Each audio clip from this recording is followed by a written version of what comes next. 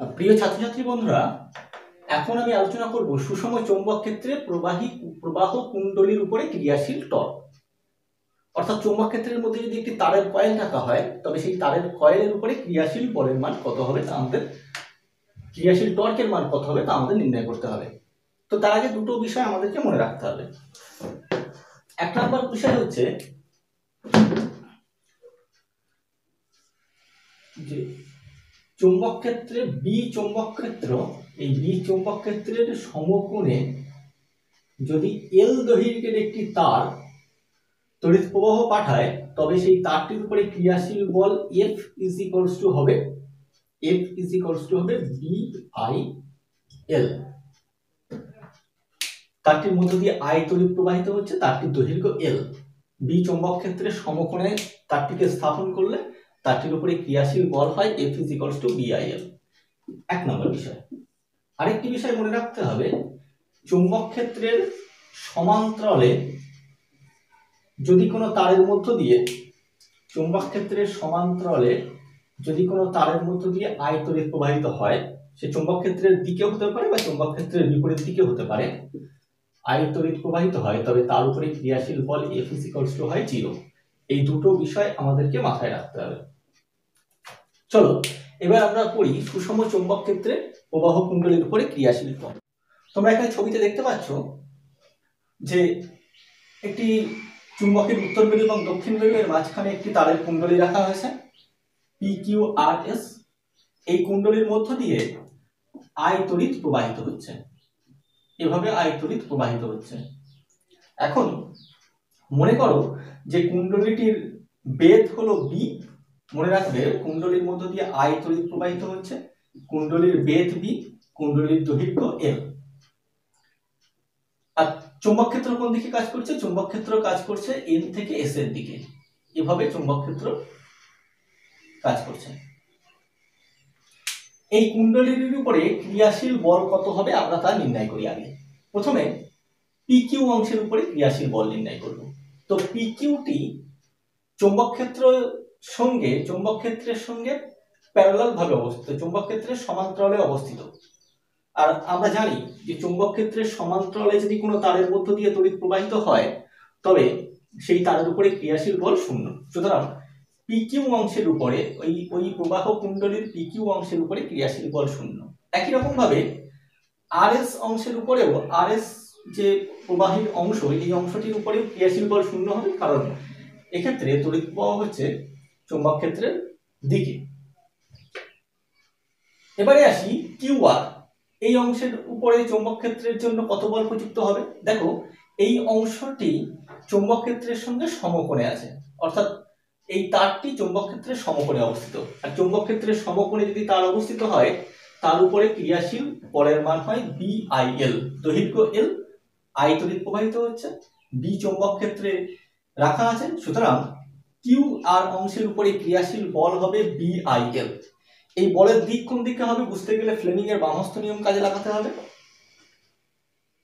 আবার তর্জনী চৌম্বক ক্ষেত্রের দিক নির্দেশ করছে, তর্জনী মধ্যমা তড়িৎ প্রবাহের দিক নির্দেশ করছে, বৃদ্ধাঙ্গুলি ক্রিয়াশীল বলের দিক নির্দেশ করবে। অর্থাৎ QR অংশের উপরে ক্রিয়াশীল বল হবে বোর্ড থেকে বাইরের দিকে। এখানে কি করে আঁকবো? এখানে আমরা আঁকছি এভাবে বল কাজ করছে F। এবারে আসি SP অংশে। SP তারের যে পরিবাহীর যে অংশ, সেটিও চৌম্বক ক্ষেত্রের সমকোণে অবস্থিত। চৌম্বক ক্ষেত্রের সমকোণে অবস্থিত হওয়ার জন্য এই SP অংশ, এই অংশটির উপরে ক্রিয়াশীল বল হবে BIL। এবং এই বলের দিক কোন দিকে হবে? দেখো, চৌম্বক ক্ষেত্র কাজ করছে এইদিকে, তড়িৎ উপরের দিকে প্রবাহিত হচ্ছে, তাহলে ক্রিয়াশীল বল বৃদ্ধাঙ্গুলির দিকে হবে, অর্থাৎ বোর্ডের ভিতরের দিকে, বোর্ডের ভিতরের দিকে কাজ করবে। এবং এই দুটো বলের মানই সমান, মান হলো BIL।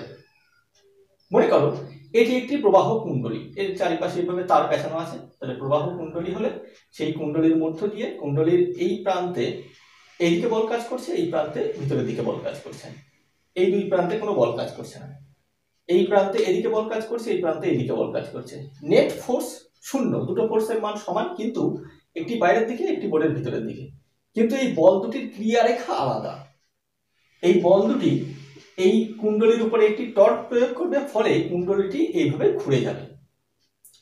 কুণ্ডলীটি ঘুরে এই পজিশনে এসছে, মনে করি কুণ্ডলীটি এই পজিশনে এসছে, কিউ আর প্রান্তে বল কাজ করছে বোর্ড থেকে বাইরের দিকে, এই দিকে আমরা এখানে এভাবে আঁকছি এফ, এখানে আঁকছি এভাবে এফ কাজ করছে। এই বল দুটি সমান এবং সমান্তরাল, কিন্তু এদের ক্রিয়ারেখা আলাদা। এই বল দুটির প্রভাবে এই কুণ্ডলীতে টর্কের সৃষ্টি হচ্ছে। এই টর্কের মান কত হবে আমরা তা নির্ণয় করব। আমরা জানি torque tau is equals two যে কোনো একটি বলের মান ইনটু এই বল দুটির মধ্যে লম্ব দূরত্ব। এই বল দুটির যে কোনো একটির মান আর এই বল দুটির মধ্যে লম্ব দূরত্ব, বল দুটির মধ্যে লম্ব দূরত্ব কত হবে? এই বল দূরত্ব সমান্তরাল বল, এই বলটাকে বাড়িয়ে দিলে হয়, এটাই হয় লম্ব দূরত্ব আর, অর্থাৎ এফ ইন্টু আর, এটা হলো টর্কের মান।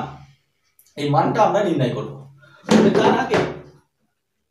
তার আগে আমরা ধরে নিই যে এই যে আমার কুণ্ডলী আছে, এই কুণ্ডলীটির তল, অর্থাৎ কুণ্ডলীটির তল যে ভেক্টর রাশি, সেই ভেক্টরটার দিক তো কুণ্ডলীর সঙ্গে লম্ব হবে, এই কুণ্ডলীর উপরে লম্ব হবে। আমরা বাইরের দিকে একটি লম্ব অঙ্কন করলাম, এই লম্বটি হচ্ছে এ ভেক্টর। এ হলো এই কুণ্ডলীটির এরিয়া, অর্থাৎ এ সমান সমান এল ইন্টু বি। এ হলো কুণ্ডলীটির এরিয়া। এখন যখন কুণ্ডলীটি এভাবে ঘুরে আসে, তখন মনে করি ওই কুণ্ডলী এবং চৌম্বক ক্ষেত্রের মধ্যবর্তী কোণ হলো থিতা। কুণ্ডলী এবং চৌম্বক ক্ষেত্রের মধ্যবর্তী কোণ হলো থিতা। এই ছবিটাকে আর একটু সহজ করে আমরা আঁকি, শুধুমাত্র এই এ বি সেকশনটুকুই আমরা এখানে আঁকলাম। এ বি এর মাঝখানে থেকে বি এদিকে কাজ করছে, ক্ষেত্রফল এদিকে, ক্ষেত্রফল এবং বি এর মধ্যবর্তী কোণ থিতা। বি বিন্দুতে ক্রিয়াশীল বল এফ, এ বিন্দুতে ক্রিয়াশীল বল এফ,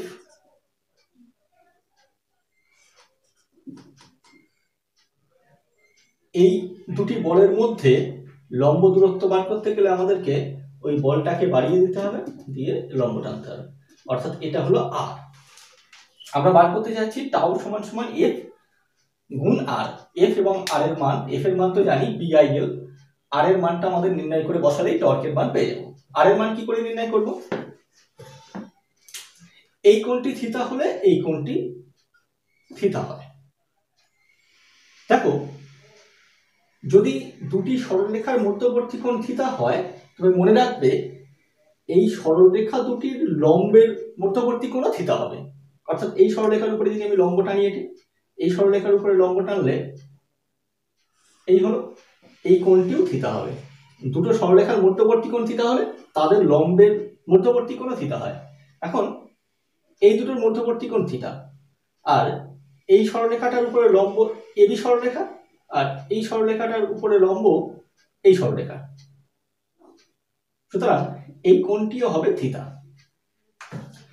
তাহলে এখন আমরা বলতে পারি এবি সমান সমান হচ্ছে পিকিউ বা আরএস, যেটা কিনা ওই লুপের বেধ বি।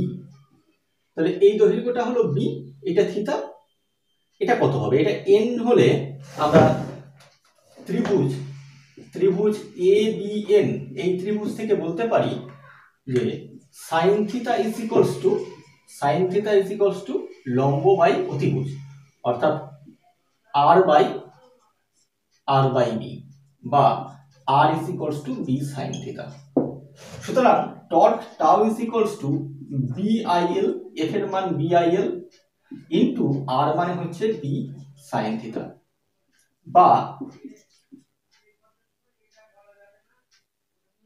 এখন দেখো, but tau torque is equals to BIL into B, L into B, অর্থাৎ এরিয়া অফ দ্য লুপ কত?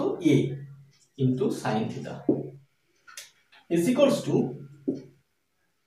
I into A B sine theta. যদি লুপটিতে, আমরা এখানে প্রথমে ধরে নিয়েছি লুপটিতে এক পাক তার আছে, এক পাক হলে লুপ বলে, আর অনেকগুলো পাক দেওয়া থাকলে তাকে বলা হয় তারের কুণ্ডলী। তোমার এখানে কুণ্ডলীর উপরে ক্রিয়াশীল টর্ক নির্ণয় করতে হবে। মনে করি কুণ্ডলীতে এন পাক আছে, এক পাকের উপরে ক্রিয়াশীল torque I A B sine theta, n পাকের উপরে ক্রিয়াশীল torque tau is equals to NIA B sin theta.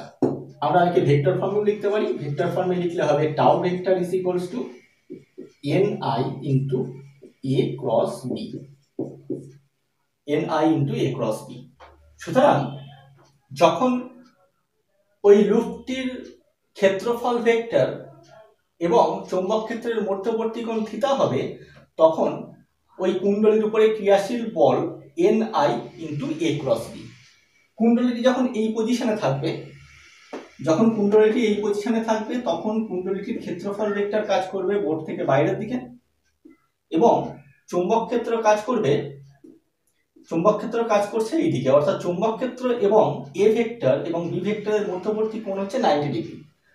এই ক্ষেত্রে এইরকম পজিশনে যখন লুপটি থাকবে, তখন তার উপরে ক্রিয়াশীল টর্কের মান কত হবে? থিটার মান 90 ডিগ্রি বসালে হয়, sin 90 এর মান 1, অর্থাৎ সেক্ষেত্রে এইরকম ক্ষেত্রে টর্কের মান টাউ ইজ ইকুয়ালস টু হবে NIAB, বা মনে রাখার জন্য BINA, এভাবে মনে রাখবে, tau is equals to B না, BINA, যেখানে B চৌম্বক ক্ষেত্রে, n পাকের একটি কুণ্ডলীর ক্ষেত্রফল A যদি রাখা হয়, তবে তার উপরে ক্রিয়াশীল টর্ক হবে tau is equals two BINA, যখন কুণ্ডলীটির তল চৌম্বক ক্ষেত্রের সঙ্গে সমকোণে থাকবে। আর থিটা কোণ করে থাকলে NI into A cross B, বা NIA BINA sin থিটা, বা torque is equals two BINA into sin theta. তো আশা করি আজকের ভিডিওটি তোমাদের পছন্দ হয়েছে। একে লাইক শেয়ার অবশ্যই করো, চ্যানেলটিকে সাবস্ক্রাইব করো, আর বেল আইকনটিকে প্রেস করে রাখতে পারো, যাতে নতুন নতুন ভিডিওর আপডেট সবার প্রথমে পেতে থাকো। তো নতুন ভিডিওর সঙ্গে দেখা হচ্ছে, ততক্ষণ পর্যন্ত take care and good bye.